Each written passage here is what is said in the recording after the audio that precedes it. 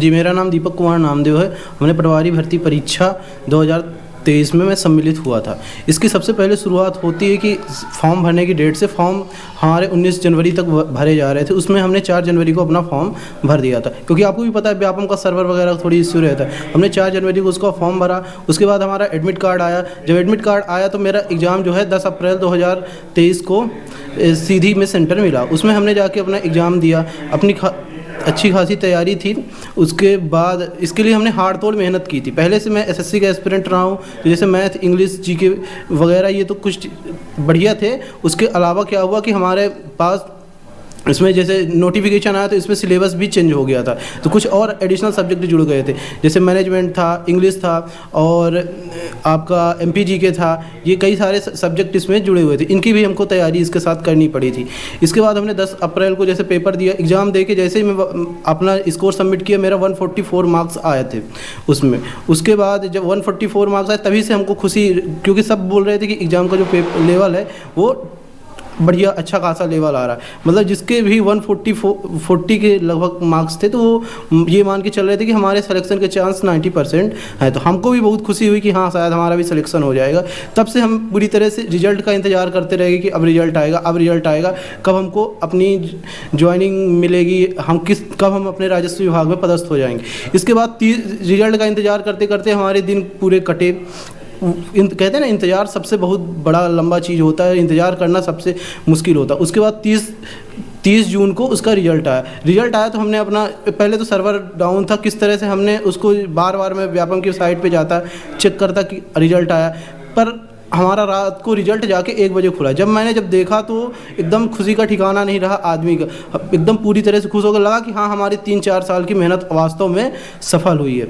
उसके बाद उस रात में पूरी रात नहीं सोया, एकदम खुशी के मारे कि क्या होगा, कि बहुत बढ़िया चीज़ हो गई, हमारी लड़के की सरकारी नौकरी लग गई। मम्मी पापा भी खुश थे, पूरा घर में भी किसी नहीं सोया था, सब एकदम खुश थे। सुबह से बधाइयाँ मिलना शुरू हुई, 3-4 दिन 5 दिन तक अच्छा खासा। फिर उसके बाद यहाँ पे फर्जीवाड़ा का शुरुआत हुई। यानी लोग जो कथित यूट्यूबर थे वो लोग इसको बोलने लगे कि फर्जीवाड़ा हुआ, ये हुआ, जो कुछ भी उन लोगों ने बताया।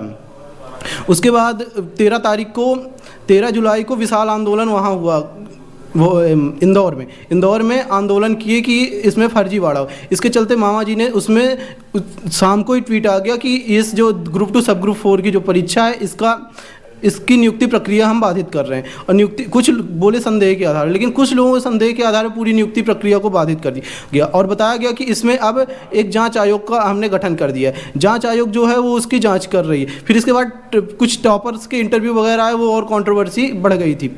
हमारे पिताजी सिलाई का काम करते हैं और माताजी गृहिणी हैं। उस जो सिलाई की दुकान है वो गांव में ही है। अब उसमें एक परिवार का भरण पोषण करना बहुत ही मुश्किल होता है। इसके बावजूद हम लोगों ने, पापा जी ने मेहनत कर रहे थे अभी भी, जबकि जिस गांव या कम्युनिटी से हम लोग आते हैं वहाँ पे मतलब बच्चे को 20 साल पे होने पे ही कमाने के लिए भेज दिए। लेकिन हमारे पापा जी का सपना था कि हमारा बेटा सरकारी नौकरी ही करेगा। कई लोगों ने गांव में भी कहे कि तुम्हारा बेटा बड़ा हो गया, उसको काम में भेजिए, आप वो मदद करेगा, सिलाई करेगा या अपने धंधे में उसको शामिल कर। पापा जी ने बोला कि नहीं, वो पढ़ रहा है तो उसको पढ़ने दो। अब पढ़ने के लिए हमने पहले इतना तो कोचिंग वोचिंग की व्यवस्था नहीं थी कि हम बाहर आ सकें। इसके बाद हमने घर से ही तैयारी शुरू की। तैयारी 2019 से भी हमने शुरू कर दी थी। 2019 में आरआरबी एनटीपीसी का नोटिफिकेशन आया था, मैं उसकी तैयारी कर रहा था। उसकी तैयारी की, लेकिन उसमें हमको सफलता नहीं मिली। फिर लॉकडाउन लग गया। लॉकडाउन के समय ये मुश्किल थी कि पूरी तरह से पूरी धंधा पानी ठप हो गया था और घर में मतलब खाने के भी लाले पड़ रहे थे। इस तरह उस समय हम गांव में कोचिंग भी पढ़ाते थे। मैं वहाँ पे कोचिंग पढ़ाता था और हमारे पापा जी जैसे जो कुछ काम वाम करते थे। उसके बाद कोचिंग पढ़ा के कैसे भी गुजारा। फिर उसके बाद जब लॉकडाउन हटा तो फिर इसके बाद कुछ स्थिति, जैसे पापा जी थोड़ी कमाई वमाई जो कुछ, वो कैसे भी पैसे वैसे जोड़ जाड़ के पेट काट के हमको यहाँ भेजे, क्योंकि घर में उस हिसाब से माहौल नहीं बन पाता पढ़ाई का। इसके बाद हमको यहाँ रीवा भेजे। रीवा में हमने सिर्फ 1 साल का समय लेके आया था कि मैं यहाँ पे तैयारी करूँगा और कोई ना कोई वैकेंसी सरकारी नौकरी करके ही लौटूंगा।